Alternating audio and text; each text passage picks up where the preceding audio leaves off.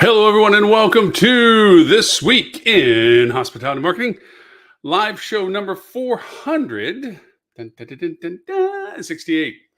Last one of August, going into August, last one of July, and the beginning of the Olympics today, which I have a personal affinity for since we just left Paris just a few weeks ago and was seeing all of the final preparations in full swing. And it's kind of fun to see them cover the games now on TV in precursor to the grand opening ceremony and just say, "Oh, yeah, I've been there. Oh, I've been there. Oh, it's a lot of fun." Travel, our industry, is a magical thing. It is, uh, it's a way to appreciate a lot of things, people in particular, and the similarities, and yet the diversities, and celebrate the diversities. It is wonderful in that sense. So here we are, end of July, on the precipice of August. And as we talked last week, where we talked about budget talks before budget season of 2025, we're not going to talk about budgets today, but we are going to talk about a huge elephant in the room, and that's brand. And as soon as I came up with the process this week of decide what we're going to do for topic this week, based on all of my peers and co-conspirators on the hospitalitymarketing.club, closed peer group for those hospitality professionals. If you want to join us, just go to Hospitality Marketing Club, put your email in. We send you a quiz, which is just to validate that you are an active hospitality marketer. Pass the quiz, we give you the link, you join the community, and you get into lots of very cool discussions, Q&As, live help, follow through stuff, just collaboration. Those people you want to talk to. Anyways, digress. My topic today is based on the Tina Turner song, "What's Love Got to Do with It?" And instead, it's "What's Brand Got to Do with It?" Brand. Oh my gosh, brand. Brand is the accumulation of so much of how we do business in our industry. It was kind of funny. It was going on the circuit now with the on-demand channels. I think it was in Netflix. Michael Keaton played the character that was called, the movie is called The Founder, where he's the one that saw the potential value of McDonald's and was the creator of what the McDonald's franchise was. And it's turned into the icon of what we consider franchise. For those old enough or long enough in the industry, we know that our brands had nascent levels way back when. I mean, Marriott was an ice cream store. Howard Johnson's was a restaurant. And strangely enough, and most people don't really truly know this as is, Howard Johnson's was really one of the first, proverbially truly one of the first, to create a brand for motor hotels. This was to standardize and have an expectation of what the product is. So how does this relate to us in hotels? Because we have our brands. We have our iconic brands. And we've seen over these past years the merging and the acquisition of several of these large brands. One of the most recent, largest, obviously, was the Marriott's acquisition of Starwood. How all that happened, now they are trying to blur the line with being Bonvoy and turning it into more of a experience-driven brand entity than a hotel chain. And that's really because Marriott doesn't own a lot of hotels. They're not a hotel operator. They're a hotel franchisee. They're a brand franchisee. And that brings us to our discussion points today as to what does that mean for us. I've had the pleasure of being at every tier of discussion in relationships to brand, including the financial pitches associated with convincing financial institutions the merit of investment or loans for the building or the acquisition and refurbishment of hotels. And a lot of the data and the due diligence that goes on with that process, been part of that many times, been in the process of being part of the presenters of that, been in the process of people that they're facilitating from a corporate level, what that means, stepping into and acquiring, being the takeover team, and then or the opening team, rebranding, the reflagging, the flagging, the deflagging, and flag is in reference to the fact of whether it flies a brand flag over the hotel. But a part of all of that, and all the way down the food chain of being the recipient of being bought, and also being the ones that have taken over and have played roles in all of that. And it's an interesting kaleidoscope of the different ways of seeing the value. Going from the bottom, meaning the rank and file of people that deal with the fact that they work at a hotel, and the hotel's acquired and flagged and or changed flagged, or you've been hired by a flagged hotel, there's a certain bit of pride that goes along with the association with the brand. As I used to love to joke about when I worked under the Hilton flag, I bleed blue. Um, because you really attach yourself to the status and the identity of what the brand is to represent. Now, back when I was young enough to say all of that, there was a difference as to how brands were perceived and the value that they brought to the investors that opened up hotels compared to today. Brand gave it a sense of austerity. Instead of working at Joe's Motel No-Tell, you worked at Marriott or Hilton. You become a part of a large family. And they presented themselves as such. You're joining the Hilton family. You're joining the Marriott family. You're joining the Holiday Inn family. And you felt like you were joining a greater thing, a bigger thing. That brand feel was every time you saw a Holiday Inn, you felt an affinity for it. You felt connected to it. I don't feel that is the same for the people I talk with that work within the brands anymore. I don't feel that they feel connected as I used to feel. Maybe I'm comparing it to my own personal feelings at the time, but I felt that it was a shared feeling with the people that I worked with. We felt a part of something. And because of that, we felt we were working for higher goals, standards. I remember when I first got in my first Crowne Plaza after working in Holiday Inns, and I worked up through Holiday Inns and so forth. And getting Crowne Plaza was the crown. That was the epitome of the Holiday Inn or the IHG Bristol at the time, and actually before Bristol. That was the apex of brand quality. If you worked at a Crowne, you were the elite of the people. You know, you weren't working at some roadside Holiday Inn or Holiday Inn Spree or anything like this before Express really started rolling out. You worked at the Crowne, and that meant, you know, we were suited every day. We dressed every day for our roles. And there was a certain caliber to that in how we dealt with our guests. What we said, how we were feeling like we were representing a bigger thing than just the hotel that we were part of. And we were very proud of the hotel we were in, but even on a grander scale because of that flag that flew over. I feel tainted as time went on, years went on, where I began to get exposed to different levels of brand and people in brand and the apathy of people in brands that had it was just a job with a paycheck mentality, and people that abused what the brand was capable of doing or abused the people's trust in what the brand represented. I've been frustrated on many counts of that.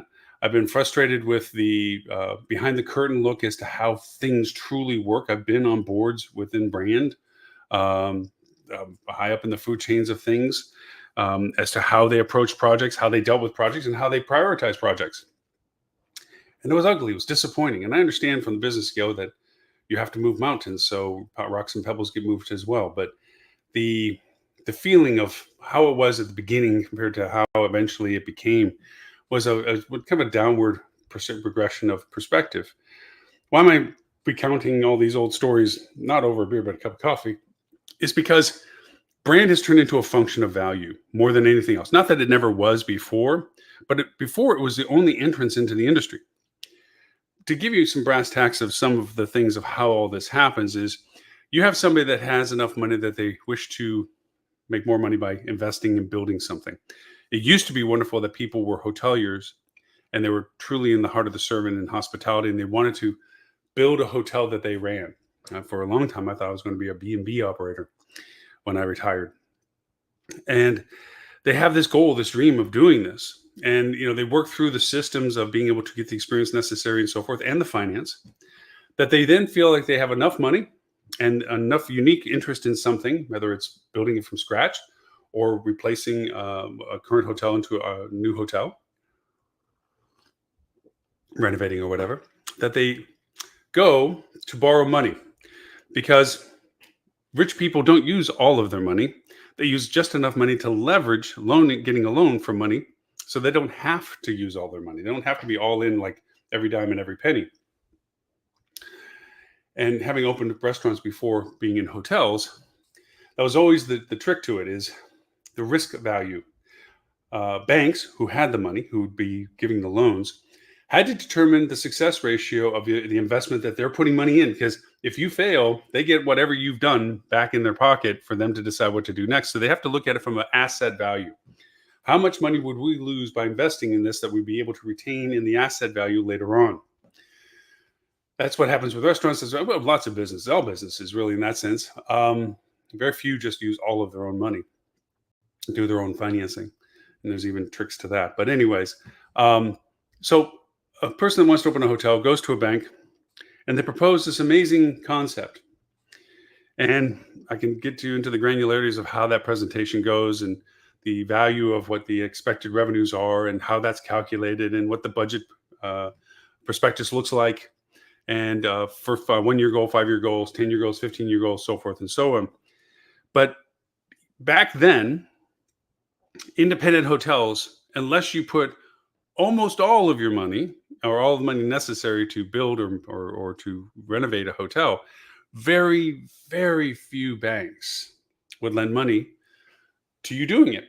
And if they did, their risk to it would be minimal. Like you would be putting in massive percentages of if you needed $1 million, you had to put in almost all of it, and they would put in a little bit, 10%, 15, 20% kind of stuff for you to do the project. You just need to get over the hump and have the extra money from the bank available, line of credit sometimes, to be able to do what you're wanting to do. It was very, very hard to convince a bank the risk value of an independent hotel. And it's really because independent hotels had a very limiting way of being able to be exposed to the public. They didn't have a strong way of letting people know that they should book there. For the people that come back to the market, it's a surprise that the hotel is there. And of course, you're going to get business from it and so forth. So you have to build up your business. And that stretches out the time it takes to build up the clientele to show it as a financial success. Because of that, banks don't want to be tethered to that kind of length of time to get their money back. So it's very hard risk. So you had to put more of your money in. You had a hard time or a longer time to develop those audiences to get the people that you say you're going to get for the project that you're building. Brand back then had a formula. People began to recognize brand like Howard Johnson's, eventually Marriott's, but before Marriott was Holiday Inn. And what happened was, once the product was refined as to this is what people like, this is what we do that they like, and we package this in a franchise agreement. And what brands did and still do is that they sell the franchise rights to geography. You'll hear lots of old stories of companies that have been in existence for the duration of this time cycles, families generationally, that talk about having to have purchased the franchise rights to a particular brand. And I work with many clients that have that history going back to when that they purchased the franchise right. What that allowed them to do was, in this geographic area, you're allowed to build hotels with the criteria of not having overlaps. There's things, if you're going to build the hotels, you can't take business from other close by communities. They have to have a sustainable audience size that you can do good business. And that franchise license was then exercised by people that they turned around and built their own hotels, or then they went out to other people that had money and say, hey, look, I got the franchise agreement. I bought the franchise agreement. I want a partner to finance with me to build this hotel. This is what I'm offering you in the return of your investment. And that's calculated by what the business would be doing and what you're going to pay in the sense of interest and or revenue gains, profit, to them as a shared partner. This is how ownerships work. And this has been going on for decades, back from the 50s, earlier actually, but 50s is when we start seeing the brands that we tend to recognize. Even though Howard Johnson now is a non-entity in the world, there are still those that are out there, but it was by far not the powerhouse it once was back then. Holiday Inn we still are familiar with, but we see it in different flavors now. And all of these companies, say versus Howard Johnson, have been acquired and reacquired and purchased others and consolidated and aggregated and everything else. So other than the history lesson, what the brand offered in the conversation of investment was what was called brand contribution. A few things related to brand contribution. One, the most direct and most interesting, was how much money with that brand sign over the building could it contribute to top line revenue? How much money, because it's the brand that people are going to say, oh, I want to stay there because I know what to expect. It's brand's value is homogeny, consistency, And I like to think of recourse to a greater source than just the property itself. If you're disgruntled or unhappy or something, you have more resources to talk about getting restitution for whatever was wrong than a owner or a single property can offer you, if they offer it at all. So people began to enjoy that, just like the McDonald's, in the sense that when you're driving down the road with the kids, is it Bob's Bouncy Burgers that you have never been, never to, didn't know anything about, and go there and be unpleasantly surprised, or McDonald's, which you know exactly what you're going to get, exactly what you're going to pay for, and have that expectation, and they deliver. Franchise rules. This is how you make a burger. This is how you make French fries. This is what we offer. Very standardized, and that's what brands started doing. It was franchising. They gave guidelines to make sure that the product had the continuity of what the brand said it had. This is the beds we use. This is the decor we use. This is the layout we use, the square footage requirements. This is the branding. This is what we do. That's one aspect of brand contribution. The other aspect of brand contribution was streamlining the cost efficiencies to operate and to open first and to operate the hotel thereafter. They had what was called, their own tech stack. Even back then, even though it wasn't really tech, it was still how you did business. This is the software. Actually, this is the format of how you do your books. This is the format of how you do your operations. These are the training guidelines for your housekeepers. This is the training guidelines for your maintenance team. This is the training guidelines on and on and on. This is how Holiday Inn does business. This is how a Marriott does business for the flag that you're at. That meant, from a bank's perspective, they looked at the fact that you reduce your cost of entry to market, so there's less money that has to be put in. And the other is the brand brings with it the brand recognition and the contribution to top line revenue, that percentage.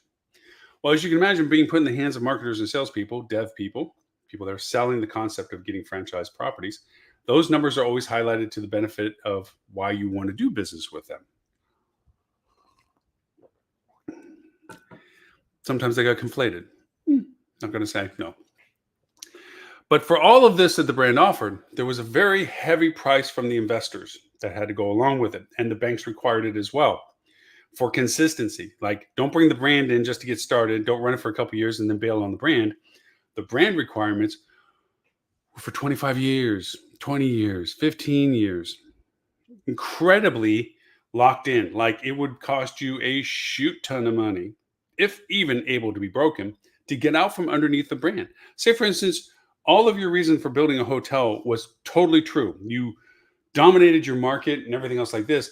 And you even looked at the fact that brand didn't do that for you. I mean, you should help with me with cost factors and so forth and announcements and so forth. But really what drove your business was what you had, where you had it. So you want to get out from underneath your brain going, why am I paying them all this money to be their brand, franchise costs, when I know that the success was because I was smart enough to have built this here? Well, because it would cost you a boat ton of money to try to get out from underneath that contract. Because if you're that successful and that good, the brand is also putting you on a pedestal of like, look how successful this is. We did that. Not that they did, but that's who they're selling the next to. And so brand greased the wheels, old metaphor, of getting finance for an investment. It solidified that if you qualified for brand to build a flag there, a hotel there, then the bank was more amicable to lending you the money to do so. That has existed now and still exists. If you have an amazing independent hotel concept and you pitch it to a bank, the first question they're going to have is, have you considered brand?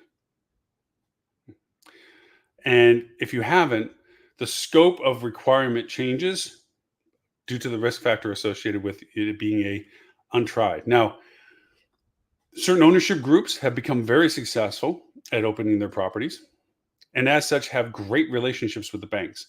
Their credit worthiness of success, their trail of success, branded, unbranded, just their history of opening hotels, has warranted the fact that the bank recognizes them as a good risk, that this company would not put themselves in financial jeopardy with too risky of a proposition. So it's worthy of the bank to invest with them on the merit of who's asking rather than the merit of the brand that they're bringing, if they're bringing a brand at all. Hence, you come up with these soft brand places, the ones that have similarity of names and variety of locations and so forth. That comes out of a couple of reasons. One, they didn't start that way. They started as brand. And as they develop their brand capabilities and hence their revenue and so forth, and through good finances and through their good operations, either the contracts expired or when they took over properties to make them their own, they downsized the contract obligation to the brand to take the property over. When we went through the distress of the finances not too long ago, you had a lot of hotels that were in financial distress, heavy debt burden, so forth and so on. You had ownership groups that were able to come in and first off take over a large valued asset prior to the financial destitutions and get pennies on the dollar for the cost of assuming control of the hotel and the debt associated with it. And they downsized contractual obligations to the brand if there was a brand relationship to it, or actually made it conditional to the bank that the brand had to be shed for them to take it over. A lot of that happened. We saw a lot of large hotels in very amazing places get deflagged because at this point in our society and it's a hospitality, our marketing capabilities have really truly leveled the field. As a matter of fact, I would go and have had said many times that having a non-branded hotel allows you greater revenue opportunity than what brand says it contributes to for you. I say that for a few reasons. One is, for many years now, is a perpetual problem of brand saturation, number one, and brand diffusion, number two. Marriott has 33 flavors of Marriott. Now, there's lots of ways of saying why this is the case. Marriott, as a flagged hotel, had its value as to what to expect when you went to a Marriott. But then, as franchisees, all the territories got kind of, quote, eaten up. The rules were you couldn't build another Marriott too close to an existing Marriott. But in the condition of that, if it was a different Marriott, different brand of Marriott, then that makes a whole new map for franchise agreements. Now, some people had full franchise rights of any Marriott Cape product in the market, which allowed them to make these diversities of brands. But this is why you see lots of markets where there's take Marriott still as an example. You have a Residence Inn on one end of the parking lot, a full flag Marriott on the other end, and a Courtyard over here. They're all Marriott, but they're all different flavors of Marriott. And as you know, as a traveler, different prices and different amenities. Marriott, you have a restaurant you have to pay to go to. Courtyard, you have breakfast you don't have to pay for. Residence Inn, you don't have to pay breakfast. Oh, sweet. Residence Inn, you have breakfast paid for. Courtyard, you don't get breakfast. You see a lot of people walking across the parking lot for whatever it is that they're wanting based on where they're staying. That dilution of brand, allowed them to sell more franchise, which is what their business is now. Their business isn't operating hotels. Their business is to franchise brand for hotels. All of them are like this. Hilton are like this. IHG's like this. They're in the franchise business. That is where they make their money. How do they make their money? Because in their contracts, they get a percentage of everything that hotel does as revenue generation. The relationship of having that brand flag above that building is that they are obligated to a cost for every dollar they produce. Okay, they have to pay towards franchise. So franchise, which is why it's such a valuable business model, gives them the ability to get the finances to build their hotel, gives them the cost savings of bulk buying because of brand size that they've negotiated contracts that help with the required purchases necessary, but granted purchases that are required according to their guidelines. So they get margin from the vendors that they buy from even because they've negotiated the price, but there's also a value that they get for having picked that vendor, okay, in the process of selling it at a discount to the hotels that are required to buy it. So there's money, their hand is in the string for everything that goes on with what gets done. In exchange for all of this cost with them is the promise of contribution. We will drive business to you. You will get business because of our name above your building. And that's not entirely untrue. There is the fact that if you are familiar enough to be faithful to a brand, you look first on the brand that you like. Problem is, and this number still held true now for 10 years that it's been available to us, that a mid 60 percentile, goes up and down, 64 to 67, is brand agnostic. Meaning, I don't go only to stay at a particular brand, and if there's no brand there, I don't stay. No, I'm a member of relationships with Marriott, Hilton, IHG, on and on and on. You look at my phone, I got a whole page of brand loyalty apps. What I tend to do is, one, where am I in my point scale? Is like, okay, if I'm close to going up in an amenity value for a brand relationship, I'll lean that way first. But if it's not there, or because if I'm traveling for business, my business coverage covers the cost of it. If I'm traveling personally, I might consider more of a price value to what I'm doing. Is there a redemption value that I can get by going there? So forth. You all play the same game I do when it comes to how this works. So we circulate based on what we need, and then the brand lands to where it lands based on the criteria that we know at that time that we're looking for. So brand does bring recognition. Brand brings familiarity of what the product is. And I can say how many times have we walked into a brand product hotel, and whether you're in the industry or not, you know whether it's brand new, not brand new, should be under renovation because it's way older than it should be, and it probably has to get renovated here soon, or it's on the cutting edge of what the latest stuff was, whatever it is. You know the spectrum that it lands on. And you also are very quick to know when it's not up to the standards that you expect because of what you think the brand consistently represents for that, like the Courtyard. You have expectations of what that is, a full flag, so forth and so on. We're trained by the brand to say this brand flavor represents this. And funny to say, this goes back on many, many years on the show. Robert Cole and Tim Peter and Ed, we went over and had a fun game one time a few years back on the show where Robert showed pictures of, well, first off, we did the game where we read the mission statement of the brand to guess what brand it was and what flavor of that brand. Like, was it a Residence versus a Courtyard? Was it Hilton Garden versus whatever? And we all failed because there was such homogeneously marketed bullshit key buzzwords tossed into these descriptions. Secondly, we tried it where we were showing pictures of the rooms to say, well, based on this, the configuration of the room, this is that X brand. We got a couple of them right, mainly the extended stay ones. They're easier to point out. But for the most part, nope. So if brand is that, and the reason why there's so many flavors of different brands is because not only the franchisee capability of selling multiple brand variations to the same market, the sell pitch is that the brand flavors are addressing particular segments of the market. And I find that fascinating as that we actually bought that. Kind of like when we started buying plastic bottled water, like the tap all of a sudden stop wasn't good enough. It was marketing. It was the ability to tell us why it was important to do something that we didn't do before. If we were traveling back in the day when there was fewer brands, we went, and first of all, it was a little harder to disseminate where to travel. And that's where GDS was such a valuable thing. And travel agents had awareness of places that we were going to that we didn't have full awareness of because the internet didn't give us that because we didn't have an internet. We had brochures and we had maps and we had travel agents and things like this. And so whether I was traveling there for business, whether I was traveling there for personal, whatever, it didn't mean I chose this brand flavor to that brand flavor. There's no brand flavors. I was picking the hotel based on what I was going there for. If I was going there for business, I wanted it in, like we do now. Proximity to what I was doing business for was more the cause than anything else. So if I could find out that there was a hotel closer to where I had to do stuff, so I could take taxi or bus or whatever to get to where I need to go to, there was a convenience factor to it. It didn't mean I needed to stay at a particular flavor Marriott or particular flavor Holiday Inn to feel like I'm a part of the crowd. It's just that was the hotel. And so brands decided that they sold enough of those to accommodate everybody. They need to start selling hotels that was trending towards the people that they wanted to have go to it.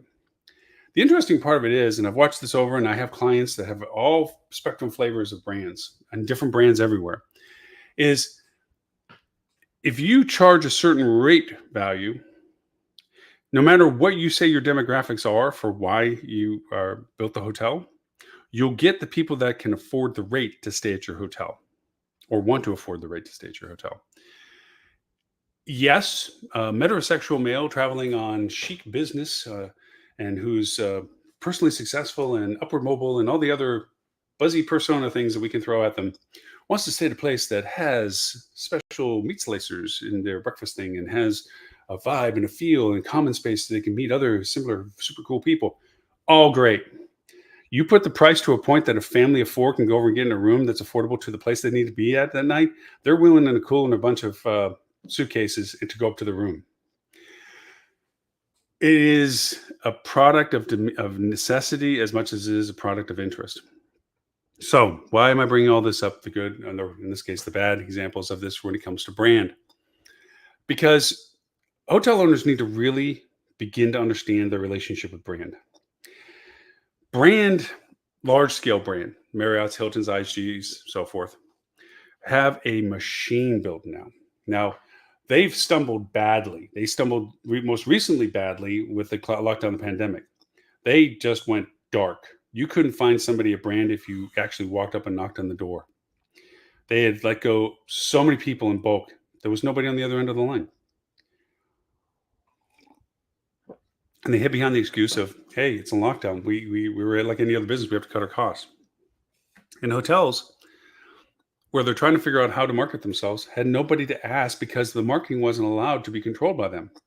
They were locked out of their ability to sell their own hotel. They couldn't change their website that much. They couldn't create offers that much. They couldn't advertise that much. You go to Google and say, hey, I'm a XYZ brand hotel and I want to put an ad up. I'm sorry, trademark infringement. You need authorization. I am the hotel. No, you're not. You're not Marriott. You're this hotel. You go to contact the brand. Hey, we need authorization to run ads. Nobody on the other line. So over the years, it has been consistent what brand's relationship is to their franchise hotels. From an opening up and setup and configuration and maintenance of brand standards, they're very intermixed. As a matter of fact, they're like a well-oiled machine. They know step 1 to step 1,000 exactly what needs to be done in what sequence and what level of things for everything. When the beds have to be delivered versus when the fixtures and the piping and the plumbing of the bathrooms have to get run. What does this mean as an investor? Less personal investment. They don't need to hire an army of people under them as much as they have to have a smaller team to understand what brand is doing for them. That's a big thing. Goes back to the finance. When it comes to how to run a hotel, in the sense of this is how you train your front desk. This is how you do this. This is our operating system, Marsha. This is how we operate our software. This is how you do accounting. We have training for your bookkeeping people. We have all of this. Matter of fact, it's centralized. We do all of this with you and for you. You don't have to have the army of people to do this. And they say the same for marketing. When it comes to marketing, just give us money, more than what you're already contracted for us to handle more of your marketing. We will make sure that we will advertise you on Google, advertise you on Bing, and so forth and so on. And you pay them to have to come in. And once you've set up your rooms and the Marriott inspector says that the rooms are to the satisfaction of brand, they get and take the photos of the rooms, which literally you could probably take somebody else's pictures of the rooms and look the same because it's brand. It was supposed to look the same, minus some common space amenities or variations. It's all the same design layouts as best as possible and everything. So brand says they're going to handle your marketing. Great. What does that mean? It means that they're going to sell brand. And if the product or the people engaged with the brand marketing are interested in the market that you represent in brick and mortar building, you will be included in what brand shares to that user. Case in point, if I'm traveling to Dallas and I'm going on Hilton, it'll show me, and I pick a place in Dallas, Plano. Okay. So it then shows me a page that shows the Hiltons in Plano and then more Hiltons and so forth in other immediate areas and eventually around in Dallas. It's not showing me a hotel. Now you can pay brand to say, hey, if anybody's looking for Plano Hotel, I want to be there. And they're like, well, we can't do that for you because you're not the only one of our brand in that market. We can't say we're only going to advertise you. What we can tell you is that we're going to put you on top of the list compared to everybody else. It isn't giving us more money to do that. Okay, so I still have to share space, even though I'm spending money to be on top. Huh. If your rate's not as good as the others, or any other condition that the user is looking for, then the money was not spent well. So you want to advertise yourself. You want to be more of a hotel in market for people looking for stuff. How you do it? Right now, you have some lateral movement in social media. You have some capability in Google My Business. You can look to your local opportunities like the Chamber of Commerce, CVBs, TDCs, and so forth to be put onto and highlighted and spend the money to be more prominent in their, ride their coattails. That's always a good strategy. Let them carry the burden of upper funnel discovery. But for the most part, your hands are really tied a lot. So this brand proposition of how much they contribute to you. Now, brands will go off to say upwards of 30, 40% contribution. Like being our brand will bring you 40% of the business you can expect. And we're going to make that on top of what you would probably get just by being a hotel. So this is incremental value in a way. They don't say it's incremental, but they refer to the fact that you would get more revenue because of being a brand, their brand, than it would be in any other circumstance, other brand and or your own independence. That they augment what you're capable of generating by being a brand. Reduces your overhead for opening expenses, reduces your operating costs because of centralization. That they offer all these things. What they really don't share a lot of is the extra expenses that they begin to hit you with once a part of the family, in the sense of the extra costs that you have to spend to enhance your marketing efforts, even though you're not solo on those, enhance the ability to be part of emails that they send so that you're not excluded from those. And you're part of a mechanism. Now, the benefit from the owner's side is kind of a set and forget mentality. If they do all this and they comply with brand and they work with brand and they do everything with brand and so forth, they're sitting back as an investor, feeling like everything is running well. They don't have to be engaged into the actual operations management of the property, silent partner, so to speak. They get to watch what happens with it because brand is involved with it. And the team that's there is trained by brand and everything's related to brand and so forth. So it's a machine and this is how it operates. And it's a kind of a set and forget, wind the toy and let it run.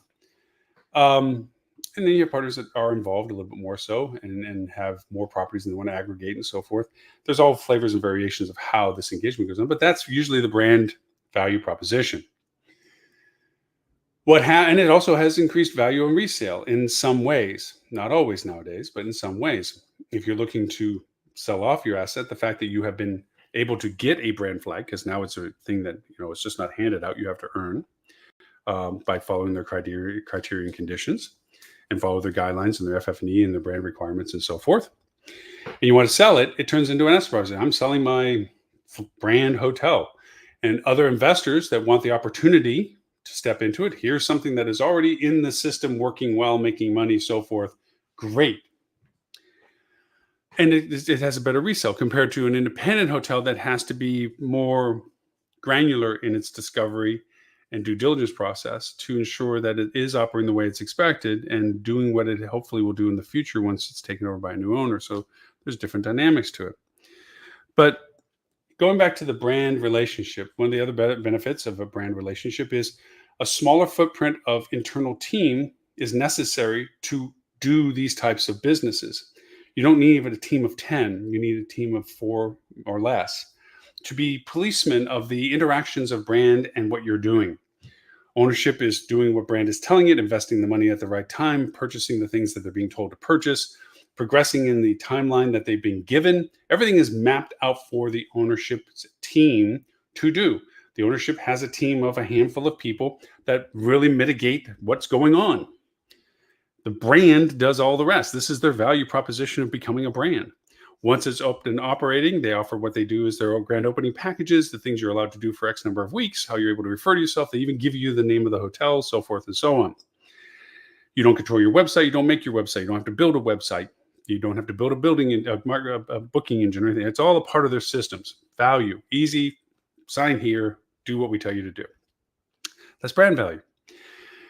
As time goes on, then you begin to see that, well, my brand company just bought another brand company, and the hotels that they bought have been the ones I've been competing against right across the street from me. So now we're frenemies. Now all of my marketing efforts are shared with my frenemy.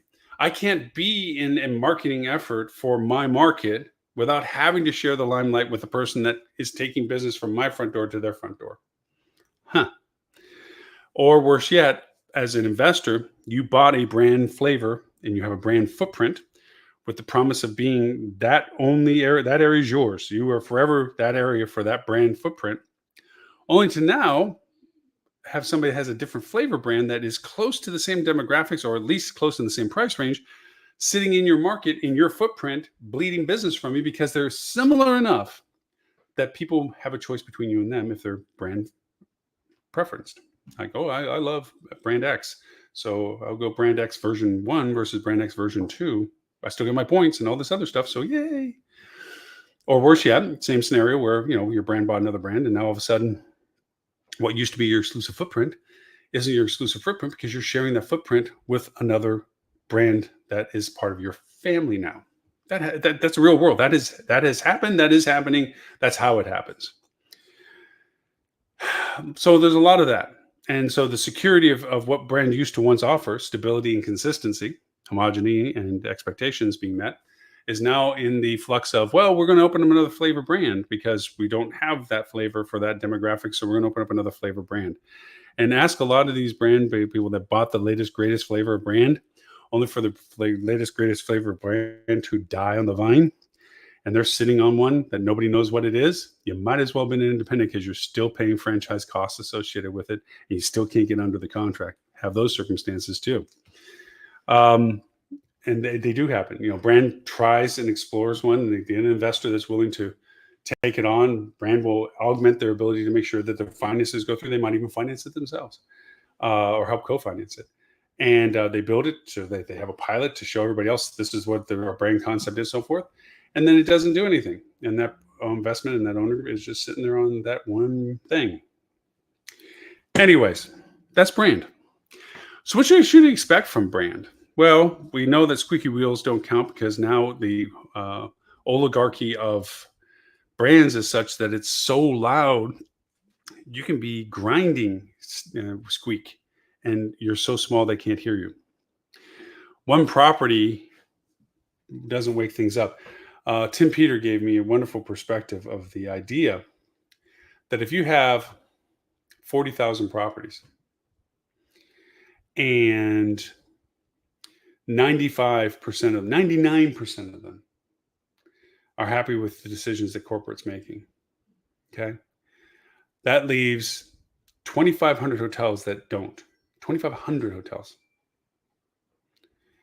And it doesn't blip because it's too low. I'm sorry, 99% of the people or brands of the properties like what we're doing. You few 1%, numerically large, if you think about it, not something that we're going to change the rule for, let alone one hotel. So you're dealing with that as a brand relationship. Now, some brands aren't that big. Some brands are much smaller. Some brands are progressively growing. They look for brand development based on the category or tier that they're trying to address their brand for. They realize that their one solo brand can't address the full spectrum of demographics, affordability, irritate families by putting non-family people in the same hotel, vice versa for that as well. Business travelers with family travelers. That's where these diversification requirements came up, or diversification needs came up, or legitimacies for selling diversification came up, is because you wanted these places, these enclaves where business travelers felt more inclined to be at this brand because it represented that they weren't going to be exposed to other people outside of the similar people that they were, or people they would like to be around. Having a fitness room that didn't have Kims coming in to bounce the little balls around, that was a fitness room that you got to actually do workouts in, kind of contrast thing. So what should you expect is brand? Brand should augment what it's allowing you to do. Brand should amplify the value of your product, your brick and mortar hotel, not only in the market that you're in, but the markets that drive business to your feeder markets. It should be able to help promote who you are in your business without it feeling like it's taking away from other properties in your market that also want to drive business. And this is a very delicate razor's edge for brand to try to do. The sad part is it requires people that care and enough people that know what they're doing and enough people to do it for this to actually be facilitated. Problem is, brands are like all companies in the sense of efficiencies. The least amount of resources necessary to accomplish the goals that have been shared is usually the driver. So you get people that have too much to do, might be apathetic to what they're doing, or at least worn down so much that they can't care as much because it hurts too much, trying to facilitate things that are well beyond their capability of getting it done in the time that they're allowed or asked to do, or have time to do. And so you get this funnel where you get into this grinder of, as a property looking to better itself or look to improve itself, into this circular dialogue that has been purposely blunted so you don't have an exit to it. You have no one to talk to. You have no resource to go to. You're constantly driven to the how-tos and the help guides and the automated responses and the that's not a qualified question and or this isn't content that you can influence or anything like this, to the point where it wears down the property going, hey, I tried. There's no way to make that happen. We can't do what we thought we'd like to do because we have no avenue to do it. These are the only things we're allowed to do. That is how most brands work. Not all brands. There's a lot of brands that have changed that model, that have said, we want you to be an active participant in what we're doing. We want you to take control over how you're selling yourself. We just have to give you guidelines that you don't bleed from the brand by not representing the brand properly in what you do. So instead of controlling how they do it, they mitigate what they're allowed to do. They create bumpers for the properties to operate within. I imagine that's a lot like a small, unfortunate animal that's been caught in a zoo or something that's been then released into the wild, this lost factor, where before you had to ask for permission to do anything, all of a sudden you're allowed to do anything you want where you don't have to ask. And I see that blank look because now, instead of having only 2, 3, 4 people to operate the brand relationship for a particular property, they need 10, 15, 20 people to do all the things that brands said they were doing, but they didn't really do all of that for that scale of economy, size. And now they have to do for themselves. They need somebody that knows how to do social media. They need somebody that needs to do paid campaigns. They need somebody that understands the brand from the perspective of the property specifically. They need these resources. Problem is, there's very few talented resources out there that are qualified or interested and or affordable for these companies to pick them up. So they go to third parties, which is a kind of a halfway house between the bad brand and the bad vendors.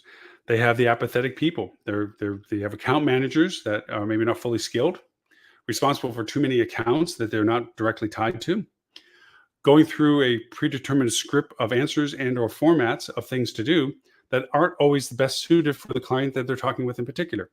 We see that persistently. The A team comes in and pitches it to the ownership group. The ownership group buys it, and then it's handed down to the least cost denominator in the agency to handle and facilitate the standardization of services based on the purchase value of what the contract represents. I don't think I've ever said it as succinct as I've said it then. And what happens is it turns into a cookie cut, which is not really any real better than the brand relationship, except for it placates the property and thinking they have a person that's looking out for their property, when in fact they're just doing the same processes, cut, rinse, and repeat, that they do for multiple clients in the similar circumstances. They're not hospitality driven. They have no direct connection to the property. They're detached enough that there's no direct connection to the property. And I'm saying this in generalities. There are vendors that do care. There are people that work for vendors that do care. There are people that do great jobs. Unfortunately, they're the exception and not the standard. I find it hard in all circumstances of vendors that I see out there that are of scale, that they maintain that empathetic, engaged, granular relationship with their property clients. Instead, they pander to the aggregate management companies, ownership groups, demonstrating numbers that they like to see rather than productivity that's really measured by the property, in formats and services that they always seem to be able to price in a way that makes them continue to purchase more things at scale that they don't often need. And I know it sounds completely negative, but you have to have a very clear picture if you're operating a hotel as to what you need to really take on for. And it is the devil's in the details, and you're caught between a rock and a hard place. The affordability of internalizing your team is daunting. One, finding them because you're hiring people that you don't actually know the skill set that they need. You know what they need to do, but you don't know the skill set necessary to get it done. So you have to trust that what they're telling you they're capable of doing actually does work. You actually need an advocate on your side to understand the answers that these people are answering to from the questions you're giving them to know whether or not it's bullshit or real. Do that a lot for clients. Secondly, if you are willing to take on the internalization, not everything is best suited to be internal depending upon the scale that you need it. Some things do truly need to be outside of your resource because it's too expensive for you to have as an internal resource. So there you need a policeman to mitigate the relationship with that resource. Oftentimes you can't justify based on your scale that you have a full-time paid campaign manager. There's just not enough need to pay somebody the money you would have to pay for that skill set to be good to maintain what you need done for it. It is better to go to a third party that can incorporate that into the relationship that they're providing a service for you. The trick to this is not to put all your eggs in one basket because then you're relying upon one source to tell you everything that it's doing, and it turns into a self-fulfilling thing. If you're paying a third party to do all this work, and they're also responsible for reporting you on the success of their work, danger Will Robinson. Because they will always choose the numbers that make sure that they're telling you that they're doing well, even though it's not a number that really is irrelevant to you. A lot of times, people in high positions don't have the knowledge or the skill set to interpret what they're being told because they are embarrassed and or feel it's beneath them to ask rudimentary questions to get clarification, understand what they're being told. They'll nod their head because it's embarrassing to think that if they don't, then they're admitting a weakness that they don't want to expose. Bad choice. So brand exercises the set and forget mentality. But quickly you realize there's a gap point between brand selling brand and you selling your hotel. There is a gap margin. There are a few ways as a brand hotel to fill that void. You can't completely fill that void because you're still delimited as to what brand allows you to do, but you sure can twist those things and you sure can do lots of things. I think one of the more frustrating aspects is how brands are beginning to dumb down the interfaces that they used to provide to the properties to help the properties mitigate what they want to do, like for meta search, paid campaigns. They've really dumbed them down in the sense of reducing the control functions that you could do of changing your cost per click or changing your segmentations, even your ad messaging and so forth, down to simply put money in the account. We do the work. I see that, and it's painful to see that that's what they've done is they can't trust because they've stopped training outside of their own resources. They don't really teach properties how to facilitate their own success with marketing. They really literally say, that's us, because they monetize it. Well, brand does this. Now, we don't give you any access to doing anything. So you're really not have an option to internalize it yourself. So you want us to do that? Oh, you wanted tires on the car. Yeah, well, the car price you paid for, but if you want tires, it's an extra price. That's literally what I see these programs like. You're paying extra simply to do the stuff that you're not allowed to do. And they do it. Why? Because they don't know the alternatives or want to go through the exercise of the alternatives when it comes to cost and value and whether or not it's a choice for brand. I'm not trying to weigh one decision. Obviously, I'm biased against some of the brand contributions to this. All brands aren't created equal, and there's some great brands out there. I work with them that are doing this in a different way. They're doing this where the properties can be influencing their own success. They're giving them the resources that the brand value with the caveat that it's handled at the same level of value that the brand cultivated in making it. That's incredibly powerful to do because that means the property has the self-guidance and of being able to benefit themselves, to improve their way of marketing by doing that these relationships with the brands offer a couple of things. I'm thinking brand when I say this, so I apologize not mentioning their names, but they give the autonomy to the property to succeed. And if the property doesn't have the resources to do it for themselves, they're even offering variations of who they work with or other places that they say are qualified enough to understand what's being asked of them under the guidelines of what brands allow them to do.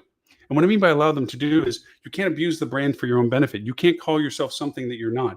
You can't be the sole entity of the brand when there's other brand properties that are identifying themselves as well. You have to share that space, but you are uniquely you in your location. And for that reason, you should have the ability to exercise what you need to do for yourself, nurturing and developing the value of that as it relates to the brand that you're flying the flag over. So, my soapbox for the day.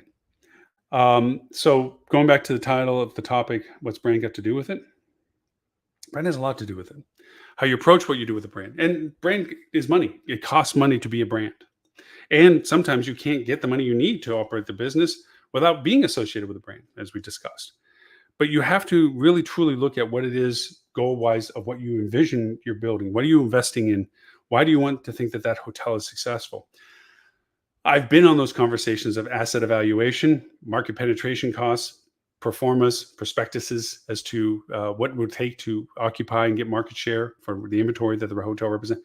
Ground that down, made some very great tools actually that are still used by other companies by doing this.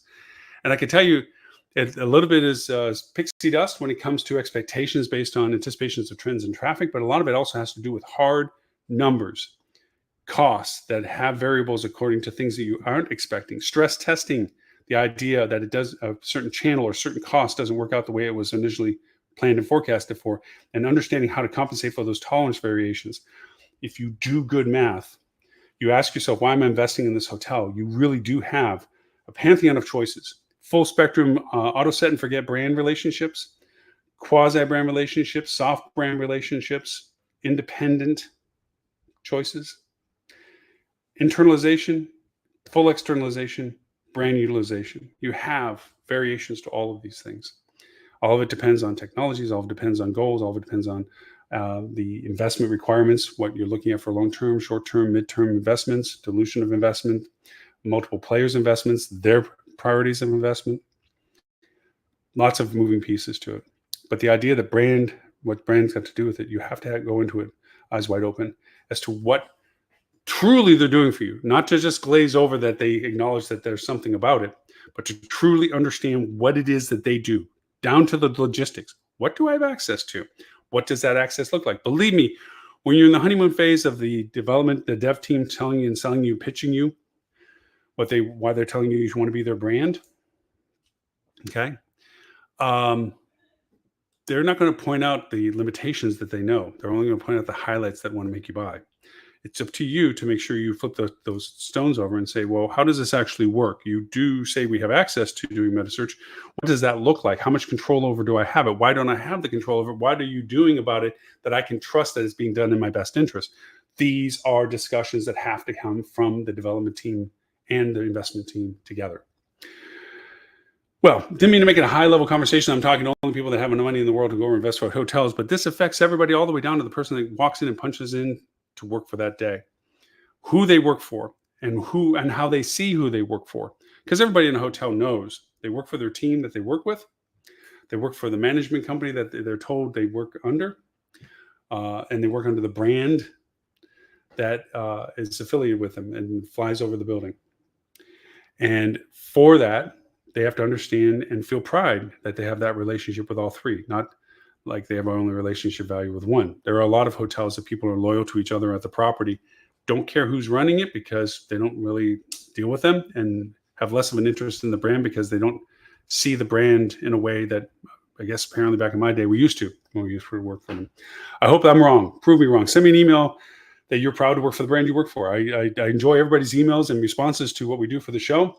I also appreciate everybody on the club for talking to me about talking through the idea of brand, good and bad. Everybody had a polarizing opinion in some ways, and some people were middle of the road about some ways, because we've all dealt with both on either end.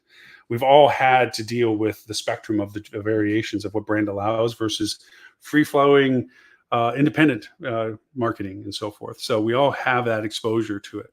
So it was fun dialogue about all of this. Thank you so much for watching us on the TV channel, the Hospitality Channel. If you're watching us on your TV, thank you so much for that. If you're aware that we do have a TV channel, please go look on your smart TV, Apple TV, Google TV, Amazon TV, Roku, whatever it is. Look for the Hospitality Channel, load it up. The show's always on the free side. Also product showcases and stuff, so you're always familiar with some of the latest stuff that's in market, especially since high tech just rolled through. We've had a lot more information associated with that. Catch us on our radio station, hospitalityradio.com.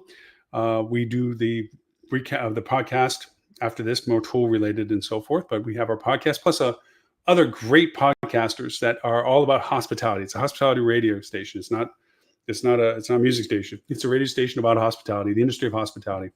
And for that, we have everything from how to operate hotels, finance of hotels, meta search, consumer sentiment websites and consumer score influencer. We have a lot of great podcasters that we have on the radio station. You can go to hospitalityradio.com. If you want to watch any of our episodes, we are, as of August this year, going into our 11th year.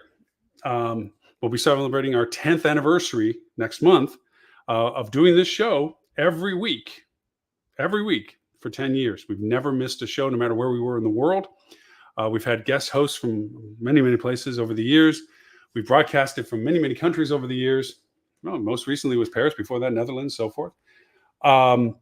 So if you want to go see all the reruns to this and the podcast, you can go to hospitalitychannel.tv. There it's like I Love Lucy reruns. It's a constant linear show that we keep infusing the new shows to. But you can also search by contributor or person that was speaking and or topic and or data broadcast. This show will be recast as it always is we are in 209 countries. So we recast the show 11:30 a.m. Sydney, Australian time for our APAC friends, 11:30 a.m. Wednesday for London time for our EU and Mideast friends. So for those that do land on odd timetables, which we still have people watch us live from amazing countries at amazing times. So I'm always flattered and humbled by the global interest of watching the show live. Thank you all for all of that. Again, if you have any feedback to us, you can do it by audio at hdm.news/talkback. There I leave a question or a place that you can leave any audio comments back.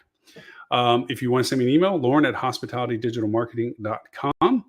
I answer every email related to the show and the podcast, and I love the feedback and also the suggestions and comments. So thank you very much for all of that. So until next week, next Friday, 11:30 a.m. Eastern U.S. time in August, where we begin our budget season. My name is Lauren Gray. I thank you for the privilege of your time and look forward to talking to you next week.